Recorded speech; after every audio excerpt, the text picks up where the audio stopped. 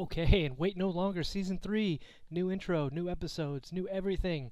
So, let's break it down here. We're going to be doing a couple 15-minute episodes per episode now to break it down a little bit easier for everyone. Today we're going to take a look at how to just break down a line and a couple little tips and tricks that I have to really just break the ice on Season 3. So, let's take a look here. Let's break into this. What are we going to do? I was looking the other day, and I had seen some interesting kind of quilted patterns that everybody's kind of getting into. So I'm just going to take a look at a diagram that I made as part of that example. So if we took a look at the quilt here, how would we make this? How would we make it more of a dome? And how do we introduce that patterning? So in this instance, we're just going to create the square, put some parameters in, bring it into more of a squircle shape.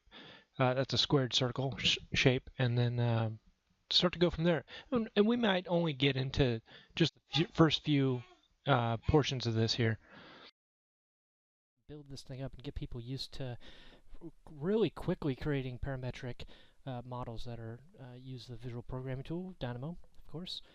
In this case, we're using Dynamo Studio. So I'm going to open up a fresh session, and one of my tips is to call it DS. Of course, we've already got one made. Have to make sure that it's nice and baked and no issues with it as we go through our test session here. But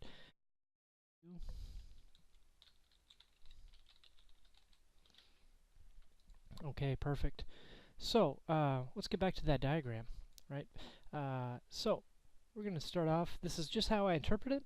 This could be done in a number of ways, but we're going to just do just a perfect square. Throw some parameters, an integer parameter around that. Break it in a little bit because it's not actually a square.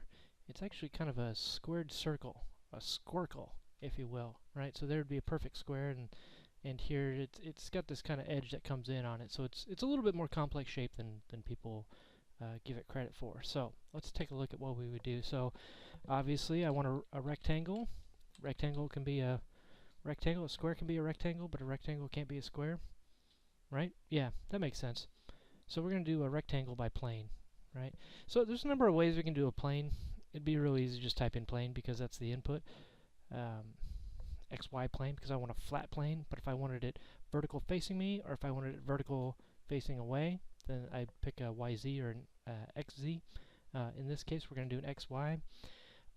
So you can go ahead and do this. What I'm going to do is actually double click, bring up a code block, throw in a value called P1. I'm going to assume that's my plane 1. Could be X1, could be A1, could be a number of different things. I'm going to start typing PL. And just like a coding platform, it's going to come up with plane. I can continue typing this, or I can just double click plane, and I want to end that. And I want to give it a reference. I want to do that XY reference, and then I want to close it. That's it. So I can do it that instance too. Now I'll tell you why. I'll give you kind of a tip here why I don't want to necessarily do that. Because let's say I did end up switching it out and I wanted to do a plane XZ or YZ or something. I'd have to bring up that node. I'd have to reconnect it. About in the same kind of time frame, I could have just typed in Z and flipped it. I could have just typed in Y and flipped it. So there's some advantages. There's some other coding information that I can do in this little code block that can help determine that shape and that plane a little bit quicker. So if you're comfortable doing that, if not, fantastic. Just use a plane node, and we'll go from there. Let's take a look at this. We could do an integer slider. We can do a number or an integer slider. In this instance, I'm going to do an integer slider just because. So basically the only difference between that and a number slider is number slider. Obviously I can get any kind of number. As a matter of fact, I could go down to 0, 1, 0, 0, 1, so on and so forth. So there's almost no difference between that except for the fact that these have to be whole numbers. In this instance, I want to do that. So we'll go 150 to 250. I could do that with a number slider, but I don't want to. By holding Control and sliding down, I'm able to copy that without having Control-C and copy, and without having to type it in and say, oh, integer slider this and that. So I'm going to click on it, push the Control key, click on it again, and then drag down. and eventually it's going to copy that. So just a little tip there. I don't need two of these because I do actually want a square. And if I hold escape and scroll out with my wheel, I can actually zoom out. I don't have to toggle between these two little icons up here. If I just hold escape, I can zoom back out. Really, really quick workflow. So, fantastic. We're here. We're at this point.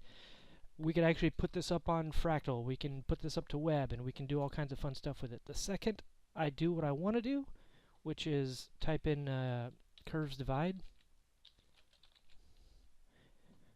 Divide this curve. The second I use this node, at this moment in time, I can't push this up to web. I can't push it up to Fractal. That's okay. There's other ways we can build this, but for now, that's what we're going to do. That's a little bit more advanced. We don't have to worry about that. We're just trying to build this example here. So what this divide curves is going to do is it's going to give us some points around this four-sided object known as a square. So we've got four sides. We want a couple points on each side, so we'd probably want to divide that out in 16. The other advantage of using a code block over here is I can type in 16, create a whole other parameter here. I could use another integer slider. That's fun. The reason I use 16 is it gives me basically 4 slots on each side. Looks like 5 points, but four break points here. So 16 divided by 4 is 4. That's a good situation to be in. So yeah, that's it right there. I'm going to turn off this rectangle. So by right-clicking on this rectangle and hitting preview, it's going to turn that off. Oh, beautiful. Beautiful, beautiful. So we're almost at this point right here. We're only a few minutes in. Excellent. So we do need a high point. This is a little bit premature, but let's go ahead and put it in. Let's do a point. I'm going to type in the word point and do a point by coordinates. It's going to give me an XYZ value. And for the time being, I'll do another integer slider with a boundary on it, right? And that boundary is going to be between 30, actually, you know what? Between 5 and 55. We're just going to throw that up there. That's fun. See, now I can control where that point goes. Fantastic. So, let's take a look at all of our points. Looks like we have an extra one here. 16. If we start at 0 and count to 16, we actually have 17 points. So we are going to need to list and spell correctly, drop items. We're going to need to drop that first one. And this is just from rehearsing this a little bit. So this point is actually duplicated. We just need to drop it. I'm going to double click over here, type 1. Do that, do this. Perfect. Now I should only have 16 points. Once again, 17 points. That means somebody's duplicated because I'd only typed in 16 sections over here of that line. So we do want 16 unique points. Again, what was happening was this point was both 0 and 17 at the same time. I only need 16 points. 4 times 4. So that's nice and easy. We don't need to witness that because we'll just, again, freeze that. I'm sorry, not freeze, but turn the preview off on that and get going from that. So at this point, we're going to create a parameter for the corners because I want to be able to play with these corners a little bit so we can get this squared circle, this squircle that we were talking about earlier. So I'm just going to double click. I got into this tendency to use A for my variable values. You could use X, you could use Y, you could use I, you could use just about anything. A is just first letter in the alphabet. It made sense to me. So we're going to grab our corner points. Oops, typed a little bit too fast there. I'm going to grab the 3. Let's see, add another 4. Add another 4 would be 11. Add 4 more would be 15. That would be the final point. So that should grab the corner points here. So if you notice in blue, right here, right here, right here, and right here, I've grabbed the corners. So if I click off, they don't highlight anymore. I'm going to go ahead and name that corners. I'm going to name corner points, anything associated with that. So now I have my corner points. Now I want to create a line that basically cross connects them. So we're going to do a line, right? And connect those points. Oops, sorry. By start point, end point. And we're going to grab this and grab this. Perfect. So we're actually going to break this thing out line by line if we have to, and recreate that rectangle. It's going to make sense in just a moment here.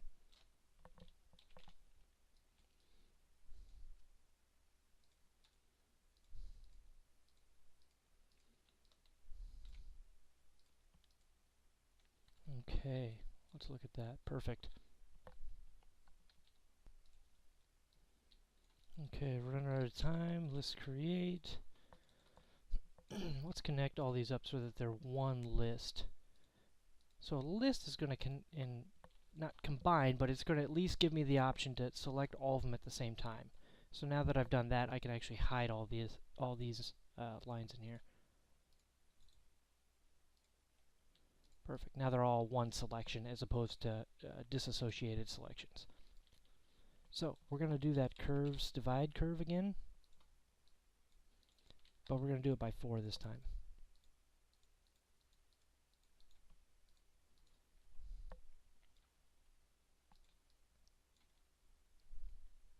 And I'm going to grab the midpoints of this one. So I'm going to hit double-click code block again. In this situation, I'm actually going to essentially filter out a sublist. So by hitting brackets, I'm basically saying go ahead and grab all the items from a list row. Right here, let me stop and explain this out as I do that. I want to go to list 0 right here, and I want to grab number 2. Did I grab the wrong thing? Here we go. I want to do that. And I want to grab that item. I want to go to the next list. I want to grab that item. So I can start grabbing midpoints of all these different lines that I just created. So if I highlight, you'll notice I've grabbed this midpoint and I've grabbed this midpoint. And now I want to grab from item 2, 2, and 3, 2. Did I do that right? There we go. And I'm basically saying 0, 1, 2, 3, and 2, 2, 2, 2, 2. Perfect. Now I should have all the midpoints selected. Looks like I do.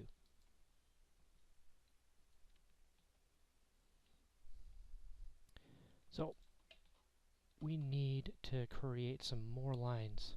I want to create some cross points between this and this corner. So I want to draw a giant X here so I can put a point on parameter. The reason I want to do that is, getting back to this example, I want to get to these little points here and I want to be able to adjust them so that we can adjust the shape of the curves around the square here. So we'll do that real quick because we're going to be drawing some arcs here pretty soon. So I'm going to grab a code block. I'm just going to put a placeholder out here. I don't know what points I want yet. So I'm just going to throw some points out there. In this instance, I am going to do a number slider because I do need fractions of a point, and I need them to be between 0 and 1.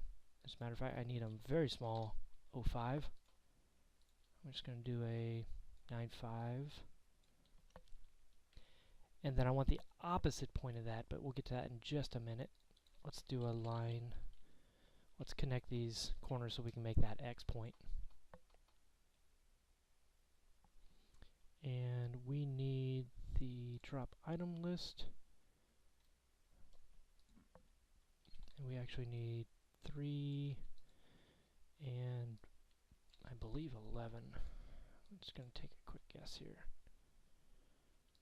I'm going to take a quick guess that these are the cross points. I'm going to throw this down here and say 7 and 15 are my other cross points. So basically I'm just breaking these corners out. See why I did that? Because now I know what all the corners are. And this one, midpoint. See why I did that? Now I know where all the midpoints are.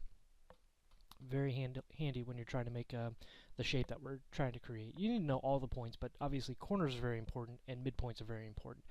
It's not to say that these points aren't going to come into play later, but they're not quite as important as the midpoints and corners at this moment in time. Perfect. So we're finally getting to where we're going to establish our curve points at. So we're about to establish these little points right here. And I know it's been a long time coming to get to this, but we're actually going to type in point at parameter. We want not parameter at point, we want point at parameter. So we're going to establish this line, this cross line, as our curve, because our curves, our line is our down the road. It's the same as our. We can convert it to a NURBS curve. We can convert it to a polycurve. In this instance, lines and curves, for all intents and purposes, are connectable. So we want to know what that parameter is. See that point that just appeared? Keep your eye on it. I can start to move that point anywhere along that line, which is really, really important. Now I also want to be able to control the opposite end of this point. So down here, this would be 0.05 down here. So I could create a number slider for that, but since it's symmetrical along this point, let me throw in an absolute value here, meaning I need a variable that is a positive number. So where did I pull that from? Essentially, I need this value minus 1, but the absolute value of it, meaning a positive number. So I need this to be 0.05. Of course, it's rounding down because of the precision that I have set to this. So number format precision is very, very, very high. It doesn't need to be that high, but that's fine.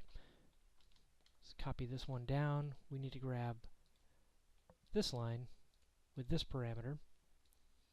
And now I need the opposite of both of these lines, so I can create the opposite parameters for each. Now I only have one toggle.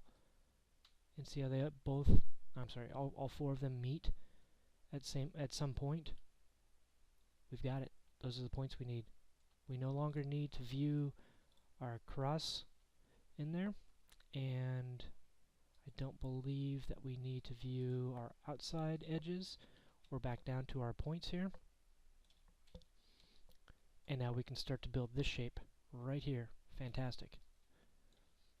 I do apologize if this is going a little bit too fast for people, but if you hit the YouTube half speed, you can just turn my volume off and just kind of watch me and hit pause and play as you go. So we're going to connect this up, and then that'll be the end of this episode, and I'll start creating the next one. So let's just see what that looks like real quick. Just throw something sloppy together. We want this point. Actually, what point is that? That is this point. We want to connect it to this midpoint. See where that midpoint comes in handy again? So we want to know where that midpoint is. I have no idea which midpoint that is. So we're just going to take a shot in the dark. Where's this point at? Sure, why not? Okay. Pick the wrong one. Not the end of the world. Let me see which one I need to pick here. Looks like I need... Wait a minute. Looks like I might have been right the first time. Tell you what. Let's try this. There we go. That's what I need. Copy this one down.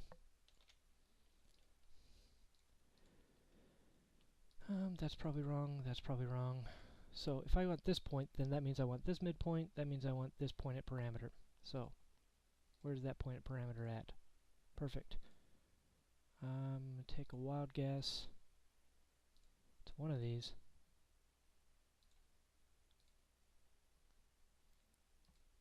Which parameters do I have here? Okay, definitely have that one. Oh, did I pick the wrong one here? So I got those two correct. I've got the wrong midpoint. Take just 2 seconds here. There we go. I don't know why this is giving me so much trouble right now, but that's my own fault. So we need this point at parameter, this midpoint. We already know this point. That point should be one of these two. So I'm keeping this point. I need to drop these two. I'm going to take a guess. That's my midpoint. I'm going to take a guess that this is my other point that I need. It is not.